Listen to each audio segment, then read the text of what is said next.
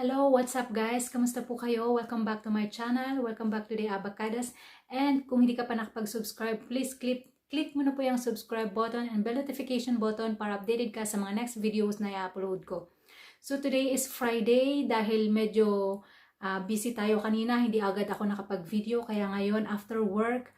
So bilang caregiver dito sa Israel, isa sa araw ang Friday na pinaka-busy para sa amin kasi ito yung tinatawag na Erev Shabbat or yung evening Shabbat, ganyan. So, balik tayo sa ating topic, no? Halos everyday nakaka-receive ako ng mga messages or comments sa aking mga previous videos about Gcash. So, meron na akong mga videos about paano mag-cash in, paano mag-open ng Gcash account at yung mga paraan na or kung saan ka pwedeng mag-cash in sa Gcash kahit ikaw ay nasa abroad, nasa Pilipinas. Meron na pa akong iba't ibang videos dyan, iba't ibang way kung paano ka makapag-cash in sa ating Gcash account. Pero ito po yung para sa akin ito po yung pinakamadali, pinaka-easiest way kung paano tayo makapag-cash in sa ating Gcash account kung tayo ay OFW or nasa abroad, or kung ikaw po ay busy sa trabaho or hindi ka agad makalabas dyan sa Pilipinas, hindi ka agad makapunta sa bayan para mag-cash in sa iyong Gcash account. So, ito po yung para sa akin ay pinaka-best way na paraan. So, disclaimer lang po kasi merong mga nagko-comment dyan na negative comments na sabi kapag merong error sa system, sinisisi yung mga vlogger na katulad ko, no? So, disclaimer lang po, yung mga sinishare po namin dito is self-experience lang po namin, personal knowledge at saka research na din po. Hindi po ito sponsored na video, so ito po ay based sa aking experience at sinishare ko po sa inyo, kagaya kong mga Filipino na nandito sa abroad. So, nagawa po ako ng illustration kung paano tayo makapag-cash in sa ating Gcash account, pinakamadaling pag-cash in, kaya ipapakita ko sa inyo yung aking ginawang illustration.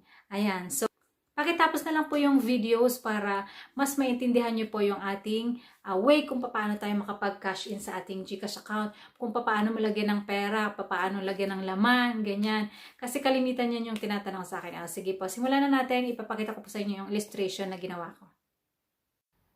So, first is, syempre, meron kang dapat ready na pera or cash.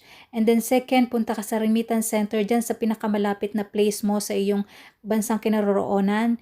Dyan sa suking remittance center mo. And, dapat po meron kang bank account sa Pilipinas na meron kang online banking. So, kung wala ka pang online banking or any bank na merong online banking, ay meron pa akong video dyan kung paano ka makapag-open ng bank account. Ilalagay ko na lang yung link dyan.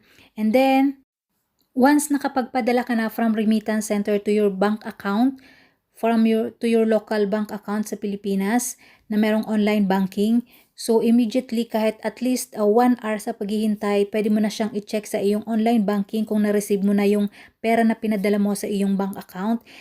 Kailangan mo lang mag-login sa iyong online banking, of course, i-check mo yung balance mo, and then, pwede mo nang i-send, kapag na-receive mo na yung pera, pwede mo nang i-send from your online banking to Gcash account. Yung pera, pwede mo siyang makontrol kung magkano lang yung ipapadala mo sa iyong Gcash account or kung magkano lang yung ika-cash in mo sa iyong Gcash account, and pwede mo siyang ulitin anytime basta may laman yung iyong bank account. Just in case na wala ka pang online bank account, so ito yung dalawa, Union Bank account at saka yung Overseas Filipino Bank. So, pwede kang mag-open dyan online. So, natry ko na ito parehas, pero ang best for me is yung Union Bank account application. So, pwede kang mag-register online, mag-open na account online. I-download mo lang dyan. Meron po akong videos about dyan. At makakapag-open ka ng account within 24 hours, meron ka ng account. Hindi ko pa na-try mag-transfer or mag-cash in from OF Bank to Gcash account. Pero kung mag-open ka lang ng account online, pwede po yung OF Bank account. So, gagawa na lang po ako ng video on Union Bank of the Philippines to Gcash account kung paano makapag-cash in gamit ang Union Bank na online account. Kung sakaling ayaw mo namang mag-open ng account, pwede ka namang magpadala or mag-cash in through Western Union, pero dapat pumunta ka sa Western Union Center mismo at doon ka magpadala sa iyong Gcash account name at Gcash account number. So, yun po yung magiging receiver mo. At Kapag meron ka ng resibo, hanapin mo yung MTCN or yung Money Transfer Control Number. And then mag-login ka sa iyong Gcash account, punta ka sa cash in, and then global partners, and hanapin mo yung Western Union. I-type mo yung MTCN at saka yung expected amount, at saka i-click mo yung next at yung confirmation para ma-claim mo yung pera sa iyong Gcash account. Please be reminded lang na minsan nagkakaroon ng error whether sa Western Union or sa Gcash. Minsan hindi na tutuloy yung iyong pag-cash in gamit ang Western Union. So, kailangan nyo pong kontakin ang Gcash support or yung help center sa inyong Gcash app.